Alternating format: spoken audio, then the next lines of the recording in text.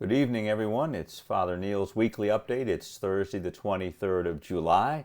Mostly good news, upbeat to report. We are progressing quite nicely with our reopening. We have over 100 people signed up for the Mass on Sunday at 10, so we're at capacity. Still some more room on Saturday night. So we're doing well. We have about 70 people signed up to volunteer to run the Masses. However, they've been trained, but many of them are not signing up to actually work any of the events, and we need more folks to do that. I've got 3 funerals coming up in the next 5 days, plus the Masses, confessions, and of course I have also baptisms this Sunday.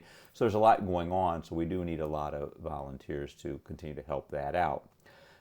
We did get an update from the Office of Catholic Schools and the Cardinal's office about reopening of the schools, and we are on track to open. The first day of school is scheduled for August 20th, and we are working on the reopening teams that we have to have for academics, how we're going to teach live face-to-face learning, which is our plan, the school plan to do that all year long. Parents, if they opt to keep their children at home, will have that option. The school's office will be in contact with all parents about the details. So we're going to work all that out. We'll obviously need an academic team and a health and safety team to figure out how we're going to do all the additional cleaning and that. The good news is the government programs are providing funds to pay for cleaning supplies, to pay for things like laptops if we need them, to pay for some of those other services. So we should be in good shape. We will have to obviously pay our own staff to do that. So that will take them away from other work, and we'll just have to see how that goes. But at the moment, I don't envision hiring any new staff.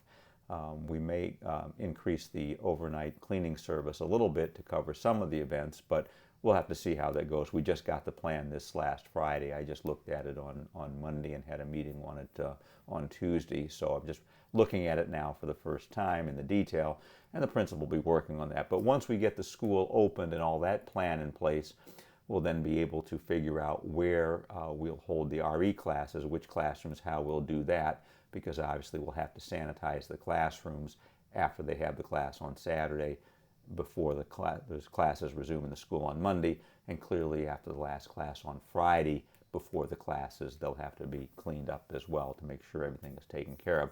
So a lot of details, a lot of time, a lot of meetings involved with that, but for the most part it's progressing pretty nicely.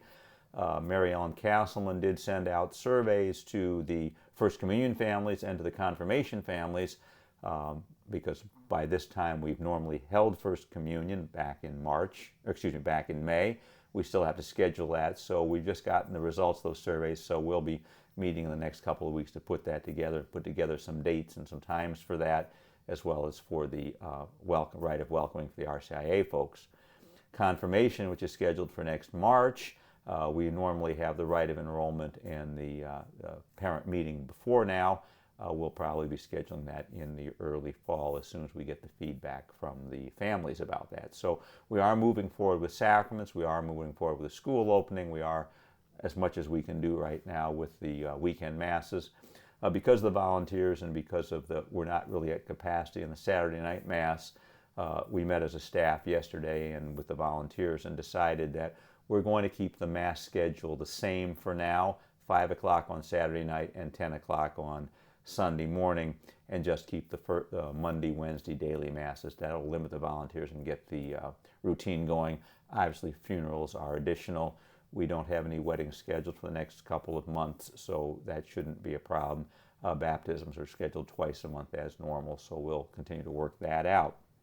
So that's all moving forward. Other things that are moving forward, I met with the parish council last night, and we've decided to revamp the parish picnic for this year because of the COVID and the health and safety issues. So we're going to hold the picnic, but it's now going to be an ice cream social. And we'll have the mass in the church at 10 o'clock, and we'll have a little social outside in our parking lot immediately following that. And we'll supply ice cream and water, and the bathrooms, of course, will be available in the church. And then you can bring whatever food or drink you want in your own lawn chairs. We won't be serving any other food other than the ice cream. And we will have a DJ here doing some music, so we'll have some entertainment. So it'll be kind of a nice social to get people back together a little bit and in the parking lot we'll have room to socially distance and keep the families together but separate from each other, so that'll be kind of a safe procedure. So we're keeping it very simple to keep it safe, but try to get people back together. So that's positive. We're finishing up a lot of work in the church primarily, a lot of cleaning in the school as well. But so this past week, we've just finished resurfacing the parking lot, and it will be striped tomorrow morning, so we'll have a fresh look in the parking lot. We've also been doing some cleaning in the church, so some fixing of the air conditioning system, which is now working just fine. The long-term project does require some replacing of the hydraulics with electrical. That's a couple-month project, which we probably won't be able to do till either late fall or the spring, when we won't need either the air conditioning or the heat. And so we'll see how that goes. But for now, the air conditioning working is just fine. It's all been replaced and revamped, so it's all doing very well. And of course, the heat is still working as well. So also this week, the folks have come in to repair and clean the tabernacle. After 30 years, the wood was drying out, a few cracks needed to be cleaned. They're finishing up that tonight, even as we speak, or as I speak, I guess. And next week, we'll have professionals coming in to clean all the marble. So they'll take out all the marble all the way down to the surface. They'll polish, they'll clean, they'll do the grouting, and then they'll do it with a semi-porous sealant that will keep the shine and allow the marble to breathe. And that'll be by the tabernacle, all the altar, the choir area, and of course all the steps, so it will still look very nice. And then when they're done, I think we'll be starting on the 17th of August, we're going to have the carpeting replaced in the church, and that'll take a couple of weeks till, toward the end of August. So not sure exactly the details, how long that will take. When they get out here on the 17th of August, we'll look into that. So by the time the fall comes around, school starts, faith formation classes start again, we'll have a really bright new look in the church for all of us. So that's all real positive. At the moment, because of the shelter-in-place restrictions, we're not sure yet about what will take place in terms of social events. Right now, the governor's limiting it to 10 people for social, 50 people for meetings, and 25% capacity for the church. So not clear how that's going to play itself all out yet, but as we get more updates and more direction and we see what we can do, we'll certainly keep everybody informed about that. So a lot of positive things going on. I've been pleasantly surprised that even with only the 2 masses and lighter attendance, the collection is only down about 15 or 20% from the pre-pandemic levels, and so that's a good thing. We still need people to continue to contribute and help out where you can. That's always a great gift to keep us going, and we do appreciate that very much. And thank you, of course, for all your generosity and support through this very difficult time. So again, a lot of positive things happening.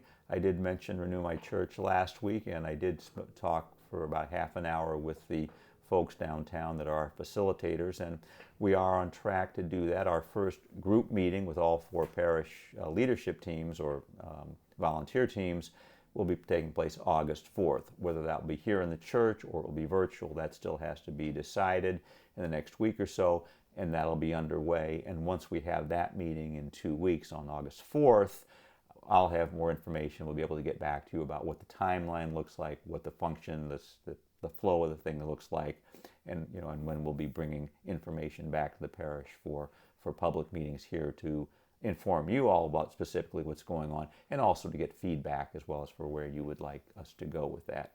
So all real positive, all really good. I know that the COVID infection rate has gone up slightly here in the state, and there are some pulling back of some of the openings here in the city. Hopefully that won't affect us too much, but simply try to continue to pray for one another, to keep social distancing, to minimize the risk of exposure. We have a lot of elderly people, clearly. We don't want anybody infected. And certainly keep all of our first responders, particularly our police and our firemen and women, our paramedics, and all the hospital personnel in our prayers, and do whatever we can to support them through a very difficult time for all of them as well. Let them know of our love, our support, and our appreciation for all they do.